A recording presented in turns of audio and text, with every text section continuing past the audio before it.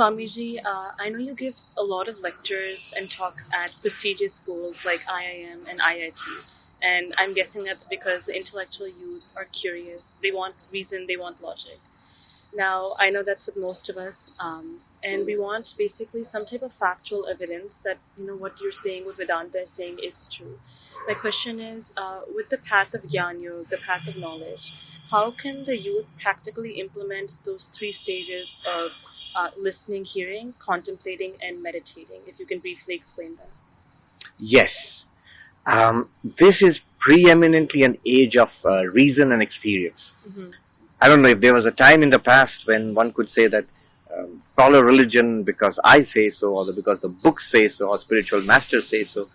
Maybe at one time that was so, but right now it's no longer really possible.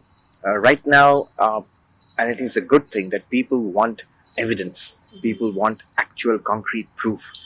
And Jnana Yoga is actually very suited to that, the path of knowledge, path of Advaita Vedanta. Because it starts with yourself. It doesn't start with a God or a promise of a heaven. It starts with what we are and who we are.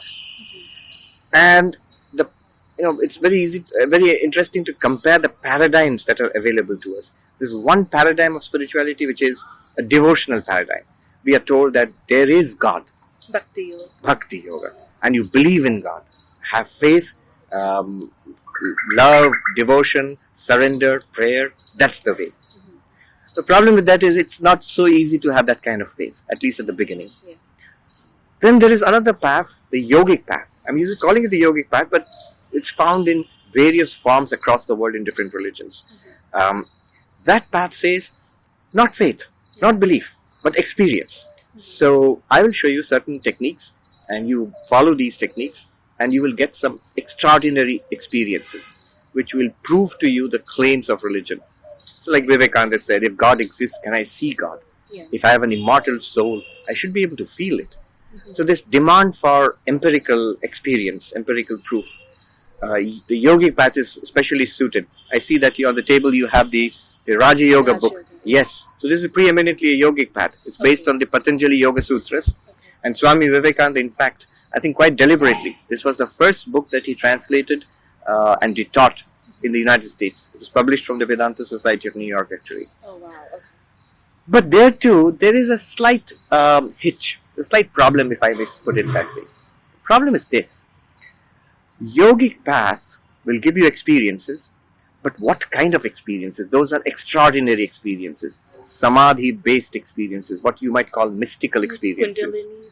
Kundalini awakening, superconscious states of the mind. So, what one might call mystic experiences, visions and the like. And that's great. There are genuine mystical experiences which saints and mystics throughout the ages in different religions have testified to it, and those are life transforming. And it's a worthwhile path to pursue. The only difficulty is, there too there's a possibility of skepticism.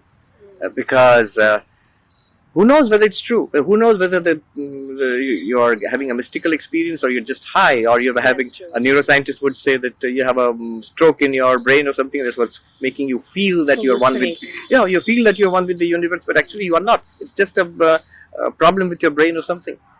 So mystical experiences can be doubted. Okay. One reason is because they are not common experiences, right? So they are extraordinary, they are rare. Sri Ramakrishna is having a vision of Ma Kali. But if you read the description, he is in ecstasy. He is having the vision. But all the people around him, they are not having that vision. Yeah. They used to call him crazy. They used to call him crazy, most of them. Some of them believed him. Some who were spiritually advanced, they felt that ecstasy in the presence of Sri Ramakrishna. But most people, at least at that time, they would think, he's a mad Brahmin of the Dakshineshwar, the priest of Kali and so on. Yeah. And mystics of all ages have had to face that charge, that you're just crazy, you're just plain mad. Mm-hmm.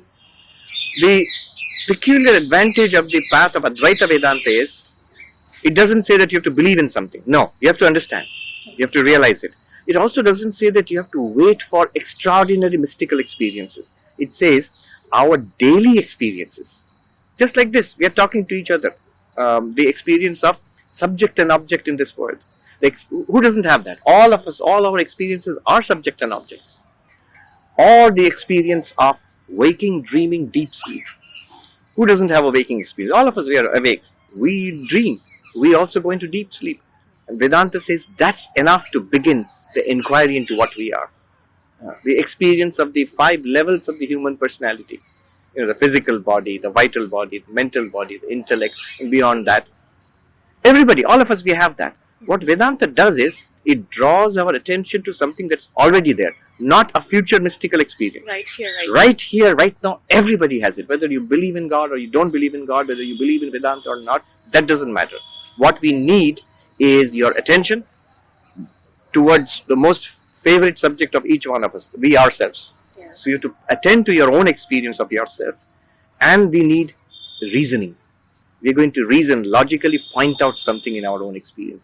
So that's the beauty of Advaita Vedanta, because it roots the spiritual search in experience and reason. And again, experience means not the yogic kind of experience which says that do this, in future you will have some spectacular yogic experience. All true, all possible, and it happens all the time. But it's rare and it's still in the future. Yes. But here we're talking about our quotidian experience, daily experience, and an inquiry into that. So that's the beauty of the Advaitic approach. Yes. When we both are speaking, yes, and this is in the present moment. Yes. So who is speaking? It's not my mind, it's not my thoughts, are we both the consciousness that's basically shining on both of us right now? Right. But you do it this way. I am having this experience. This is my experience of life itself, right now. And here is this universe which I'm experiencing. In fact, Vedanta says, notice the nature of this experience. There are forms which you are seeing. There are sounds which we are hearing. Birds.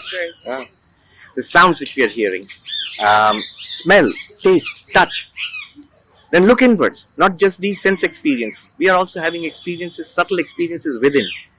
Thoughts, memories, the ego, the sense of I. All of these, whether external objects like form and taste is coming from the world outside, or internally generated, all of these are objects which we are experiencing. Now, what is it that is experiencing all of it? We'll immediately say, I am experiencing. But what's the nature of that I? Is it a body? And the body is also an object. I can see the body. Yes. I can touch it, taste it. Yes. Is it the mind?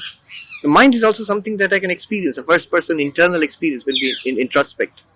So these are all objects appearing to me. In that case, if the body is also an object to me, if thoughts and feelings are also objects to me, then I must be something that is not body and mind. And that one also must be aware, because it's having all these experiences. So this bodiless awareness, this awareness which transcends mind and thinking, this is who I am. By experience and by logic. First, this pointing out is done.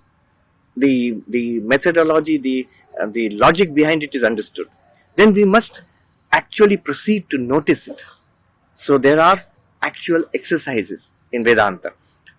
For example, you take up an object outside. You take up, say, this Gerua cloth. You are seeing the Gerua cloth. And you notice the eyes are seeing the cloth. The eyes are different from the cloth. Yes. Then now you have to focus your attention away from the cloth to the eyes themselves. You blink the eyes and open the eyes. You notice the eyes themselves. Then the eyes become the object of my experience. And who is experiencing? The mind. The mind is the seer and the eyes are the seen now. Seen within quotes. Yeah. Then you draw your attention to the mind itself. Thoughts, emotions, ideas, memory. Those are also objects. There's something behind the mind. I won't even say someone, some awareness. Now which one am I? Am I an object out there or something in here? We'll always say I'm in here. I'm here. The object is there. Then I am here. The object is the I. I am there. The object is the mind. And I am that awareness. And then you notice physical problems, illness, weakness, old age, even death. That's of the body, which is an object to me. Mental ups and downs, depression, unhappiness, even pleasure and pain, they are in the mind. I am the awareness. Because the awareness itself is different from the body and different from the mind, the awareness is not something that undergoes old age, disease or death. Awareness is not overweight, the body is overweight. Right. Awareness is not, sick, the body can be sick. Awareness is not depressed or frustrated, it's the mind which is depressed or frustrated. I am aware of it, but I am not it. It's an argument, it's like a logical bit of reasoning, but actually what you do is you begin to see this, sit quietly and notice this. Then your very conception of yourself begins to change. Body is still there with its problems, the world is still there with its problems, the mind is still there with its problems, but I find within myself an entirely problem-free existence. And from that perspective, now I can engage with the mind and the body and the world in a much more calm, powerful and effective way. Not in, some writer wrote, most men live lives of quiet desperation. So not in a way of desperation. Yeah. Inside that, call it the divinity, call it Atman, whatever you call it, but you're perfectly alright there. You're perfectly safe and secure there. From that position, when you deal with the mind and the body and the world, it's a much better way of being. Always blissful. You are always blissful. You have to be careful with the word. So normally when we say blissful, it's a feeling in the mind. Happiness, bliss. Is that awareness blissful? Or the awareness is free of all kinds of problems, all kinds of limitation and suffering. When you see that, there is great peace and happiness in the mind. So that is a spiritual joy. And that does not depend on anything in the world. And that's always there. Even if there are problems in the world, your inner peace is always there.